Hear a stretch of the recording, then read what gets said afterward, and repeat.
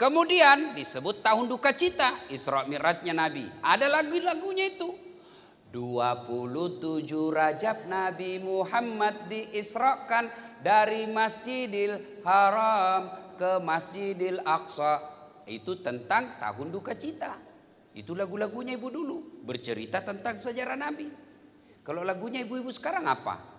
Putar ke kiri nona, putarlah ke kanan, ke kiri, ke kanan. Apa gunanya itu? Belem-belem, apa beda gunanya itu? Itu ibu-ibu dulu bagus lagunya. Marah-marah suaminya, dia menyanyi lagi. Insaflah wahai manusia, bila diriku bernoda. Itu ibu-ibu dulu. Sekarang kalau lalai panggil aku si Jablay. Itu ibu-ibu dulu memang bagus, Bu. Padahal istrinya bukan perwira suaminya. Oh, bagus lagu-lagunya ibu-ibu dulu. Itu ya. Nah, kenapa disebut tahun duka cita? Karena dua orang yang mencintai Nabi dan dicintai Nabi wafat pada tahun yang sama. Mencintai dan dicintai. Ada orang mencintai belum tentu cintanya dibalas. Saya cinta sama artis Korea yang sangat cantik. Saya mau sekali sama dia. Dia juga mau sama saya. Saya mau jadi suaminya, dia mau muntah lihat saya. Kalau ini Nabi mencintai dan dicintai. Meninggal pada waktu yang sama. Siapa? Beliau adalah paman Rasulullah dan istri beliau Khadijah. Begitu Nabi bersedih pada tahun itu, maka disebut tahun duka cita. Jadi ibu-ibu, kalau Allah takdirkan lebih dulu meninggal, ya mau kemana pasti meninggal ibu. Orang kaya, orang miskin, raja-raja, rakyat biasa, polwan,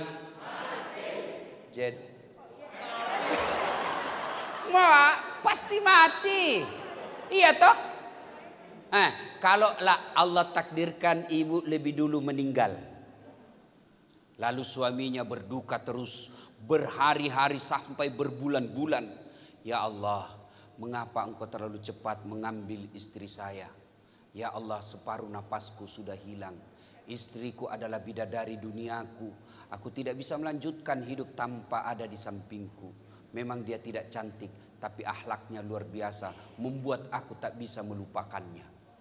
Calon penghuni sorga. Kalau sebaliknya, begitu istrinya meninggal, dia masuk kamar berteriak, merdeka. Itu calon penghuni neraka.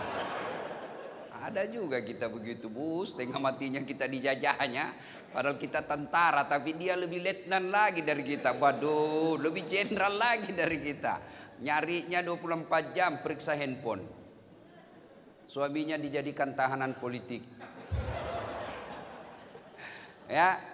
Nah, Nabi berduka. Maka Allah memanggilnya. Jibril, kau turun jemput kekasihku Muhammad. Saya mau hibur dia. Kemana? Pantai Tanjung Bira. Banyak ubur-ubur. Ancol. Bukan. Malino. Bukan.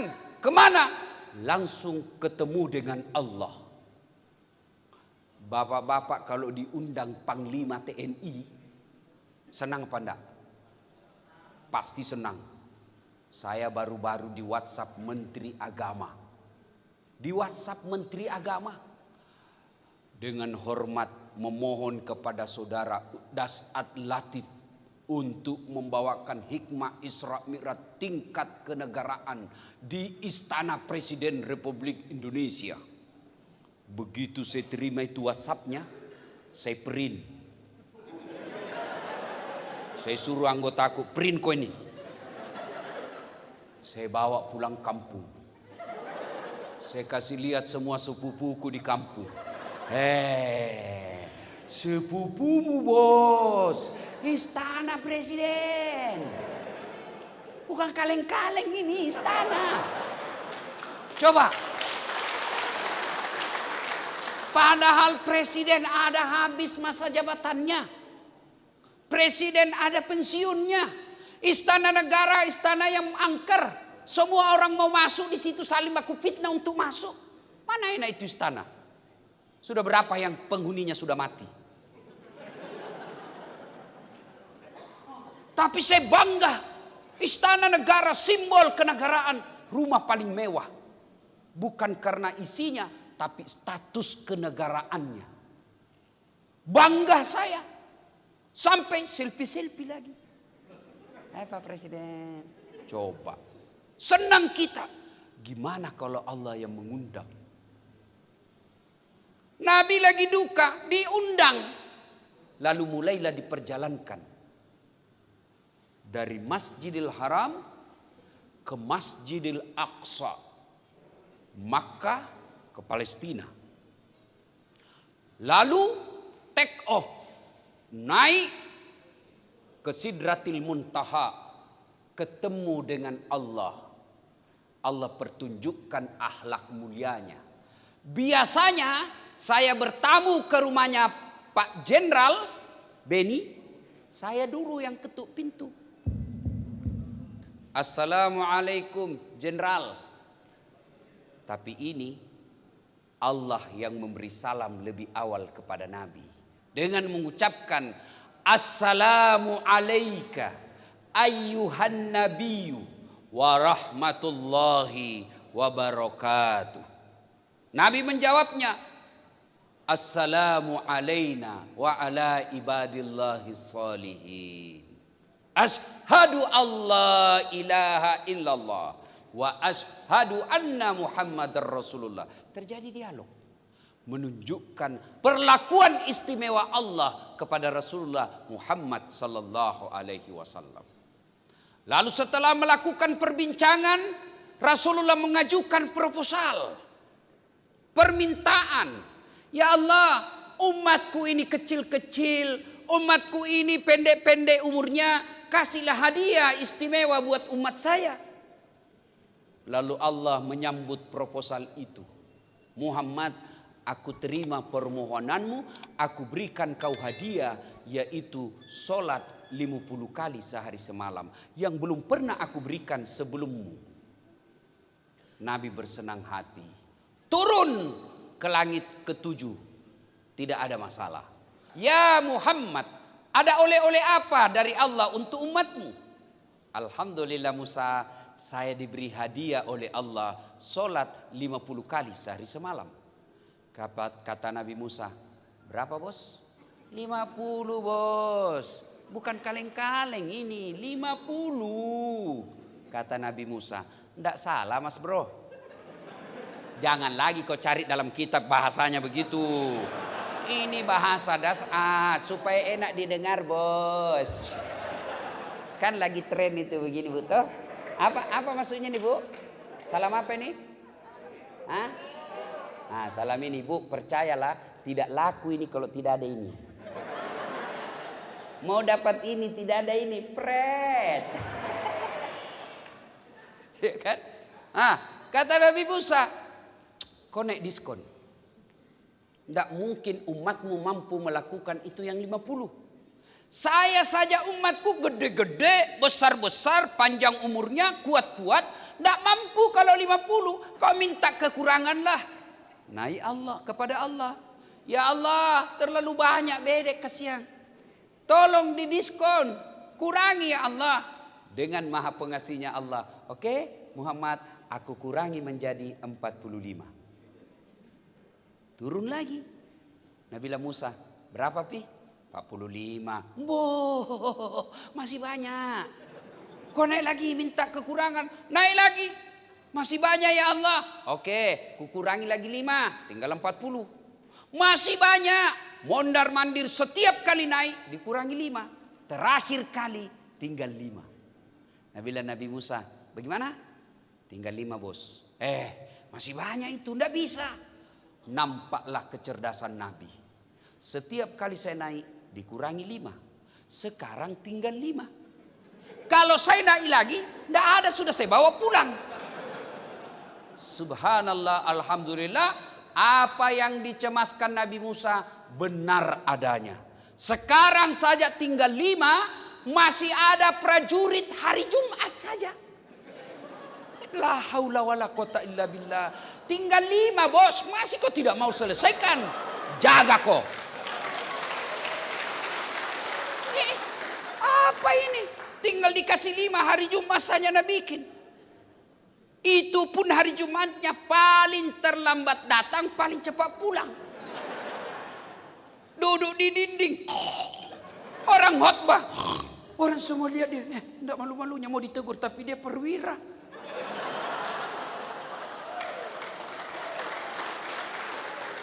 Mana ada yang berani ditegur, Pak?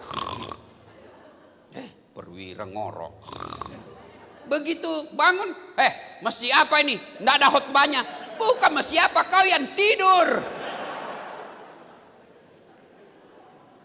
Nah, akhirnya tinggal 5. Ibu bapak bisa bayangkan bagaimana seandainya jadi 50. Kalau jadi 50, saya yakin Pak Jenderal Beni tidak akan bisa menjadi jenderal.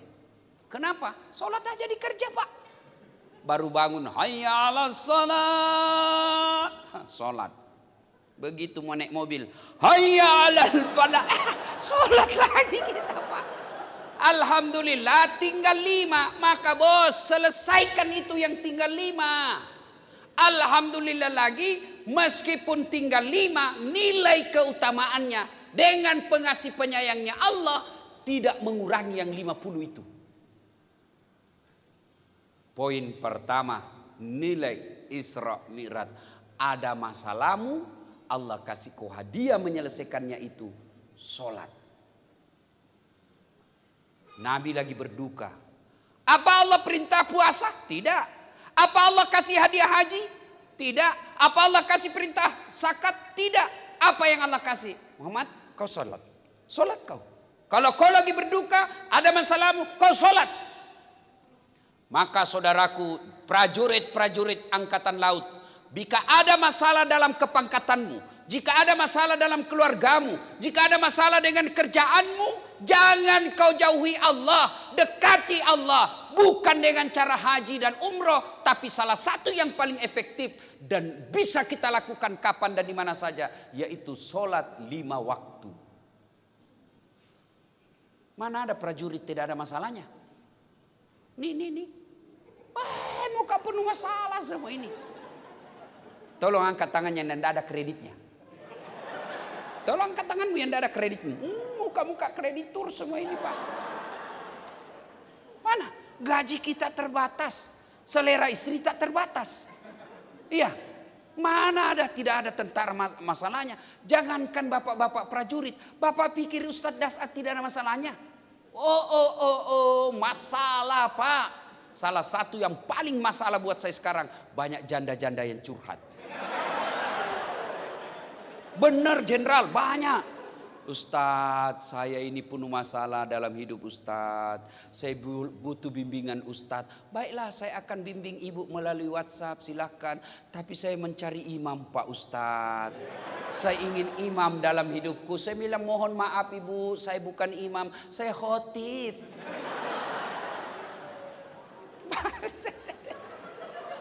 Pak, hidup ini penuh masalah. Contoh. Ada rumah tangga romantis. Panggil istri sayangku. Panggil suaminya abangku sayang. Romantis betul. Tapi apa masalahnya? Sampai sekarang masih ngontrak-ngontrak. Ekonomi masalahnya. Ada lagi rumahnya bagus. Mobil mewah. Tabungan cukup. Apa masalahnya? Suaminya selingkuh, istrinya membalas. Coba, iya toh? Rumah mewah, saling setia.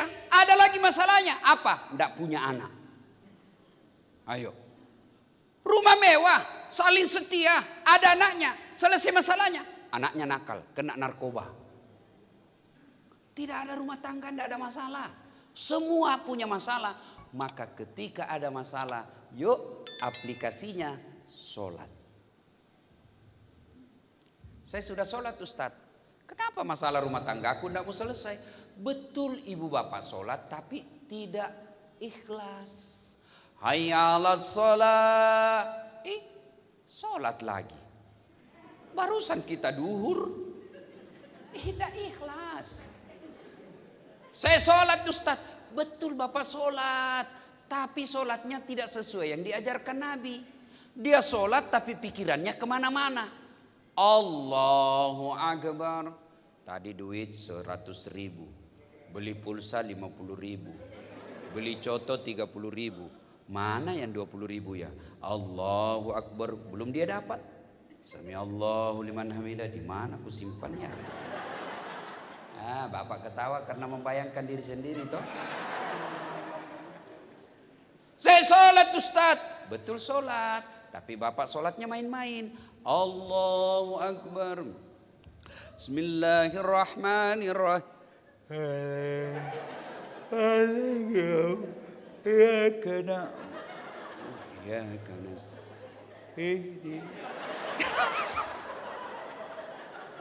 Sholat pakoti polo. Siapa ajar kau beleng-beleng.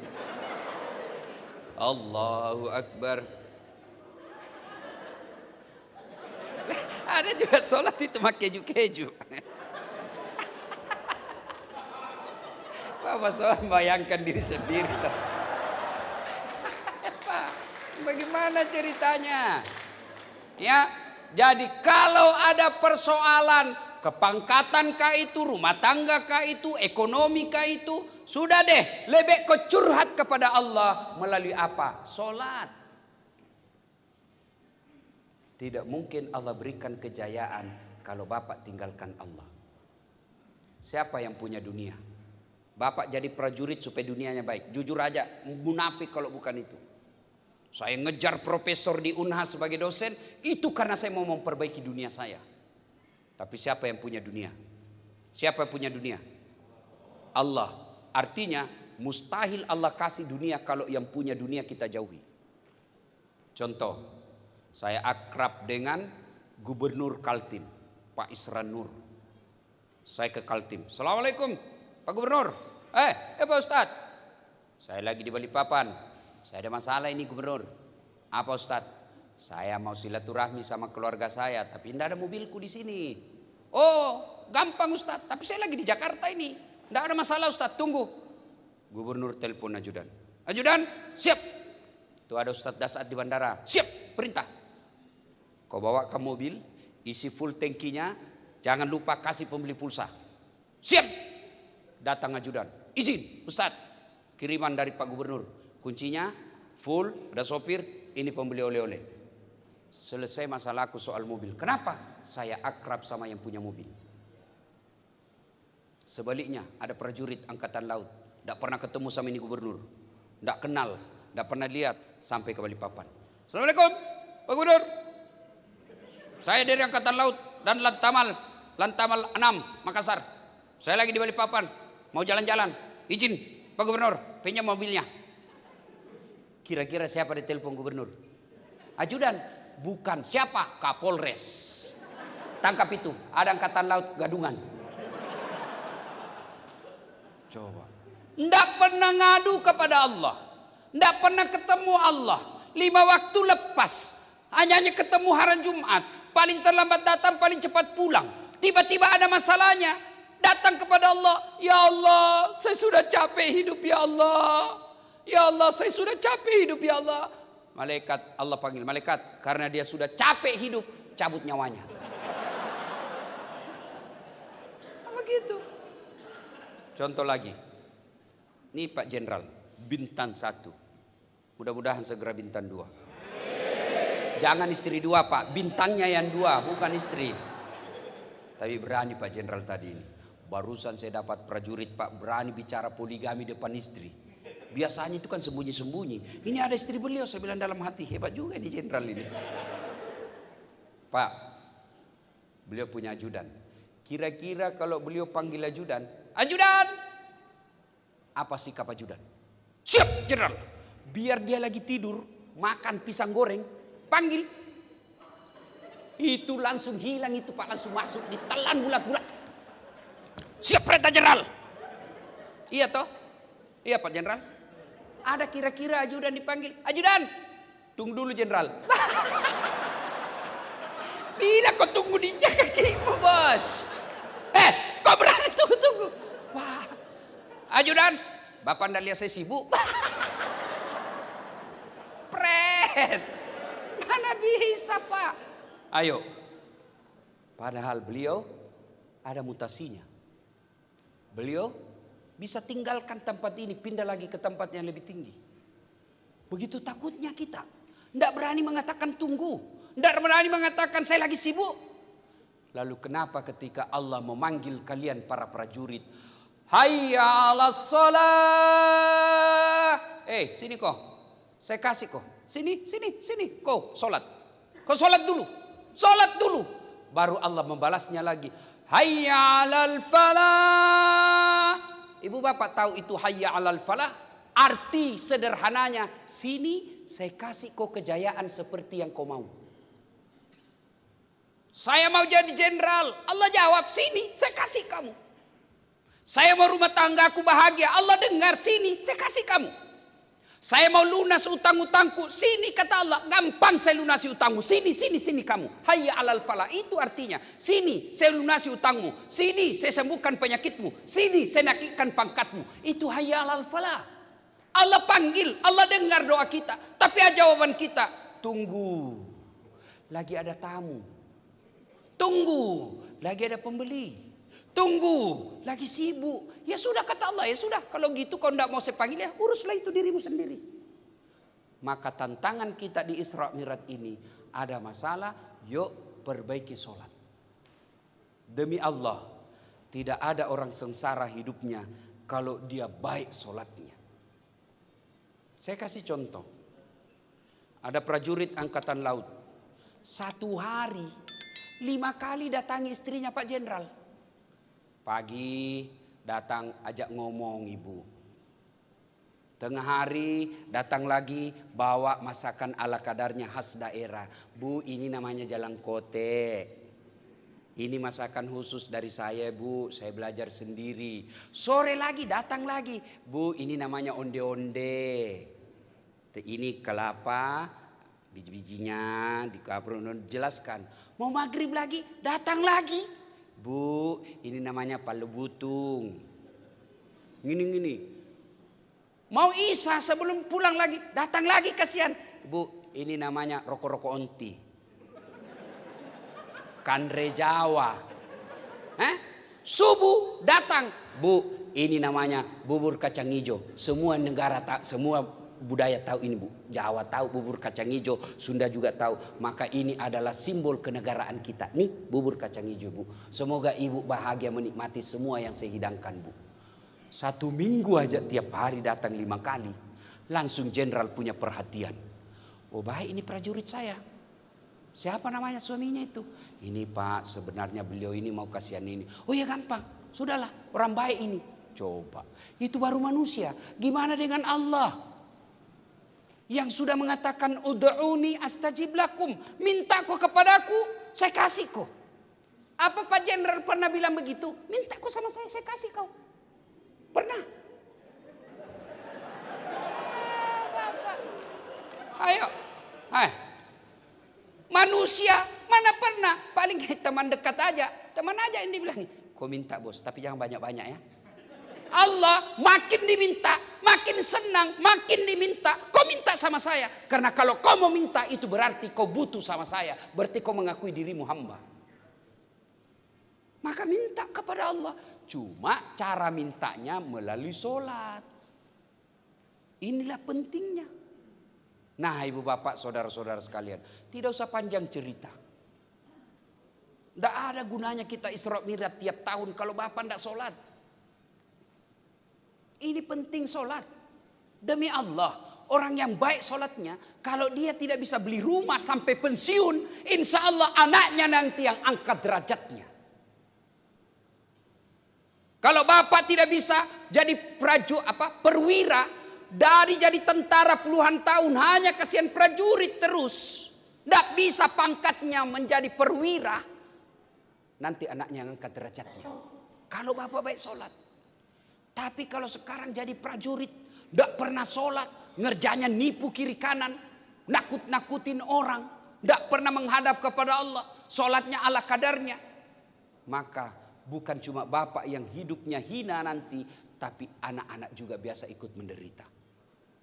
Maka rumah tangga yang baik, perbaiki sholat. Sholat kita disempurnakan insya Allah. Apa sih susahnya sholat ini? Kami tentara Ustaz, kadangkala piket Ustaz, tiba waktu sholat. Bagaimana caranya Ustaz?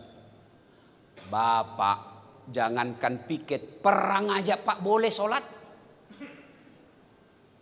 Namanya sholat khauf, sholat dalam keadaan perang. Gimana caranya Ustaz orang sholat dalam keadaan perang? Nah, misalnya Bapak lagi 10 orang, 5 di depan, 5 di belakang, saf kedua. Gimana cara sholatnya? Saf pertama selesaikan 1 rakaat. Saf kedua yang 5 orang pegang senjata. Yang saf pertama dia selesaikan 1 rakaat. Saf pertama selesai 1 rakaat, dia lagi yang siaga. Saf yang kedua selesaikan 1 rakaatnya. Selesai 1 rakaat saf kedua, saf pertama selesaikan rakaat keduanya, dia lagi yang di belakang saf kedua yang siaga. Begitu pentingnya sholat, tidak boleh ditinggalkan meskipun dalam keadaan perang kau sholat. Dan sholat ini adalah puncak penghambaan kita kepada Allah Subhanahu wa ta'ala. Sholat ini adalah puncak penghambaan kepada Allah. Maksudnya apa Ustaz? Coba lihat.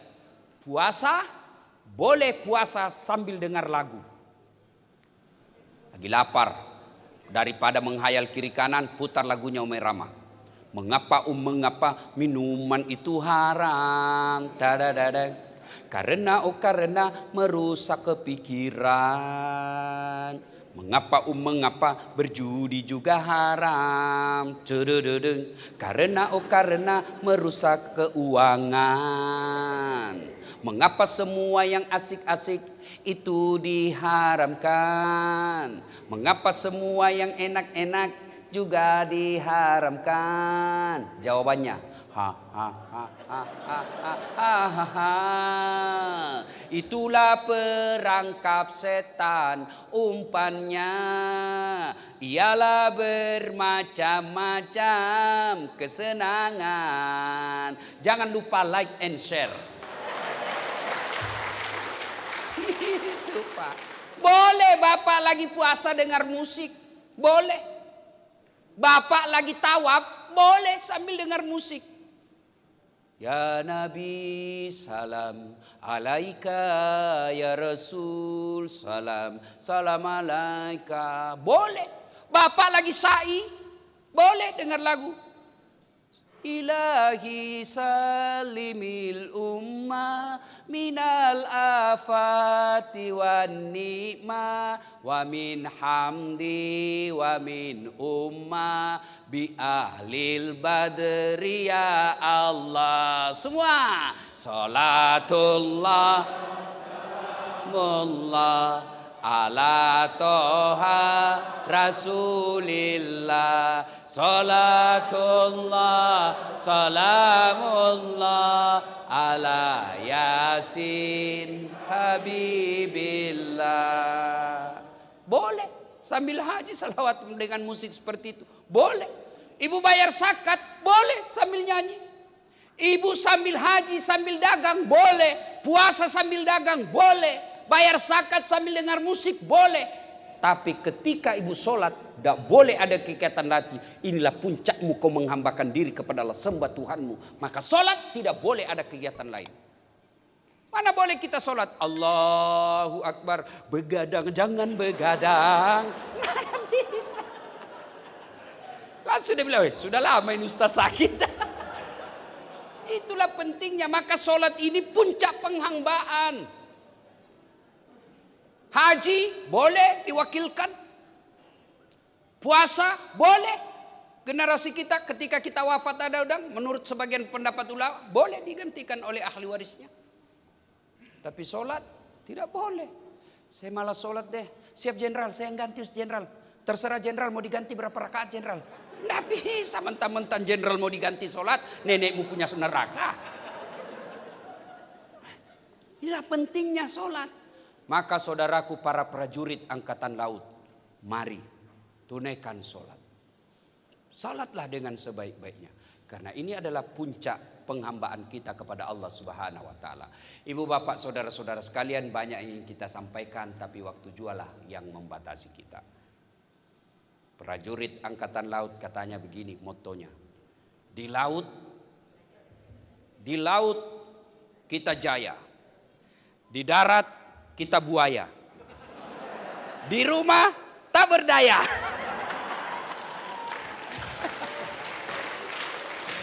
Ibu bapak saudara-saudara sekalian, terima kasih. Kita doakan Pak Jenderal segera menjadi bintang 2. Amin. Sehat walafiat. Teman-teman prajurit angkatan laut yang ada utangnya segera Allah lunasi. Yang suaminya bandel, Allah berikan suami yang soleh. Suami yang takut sama istri, dijadikan istrinya istri yang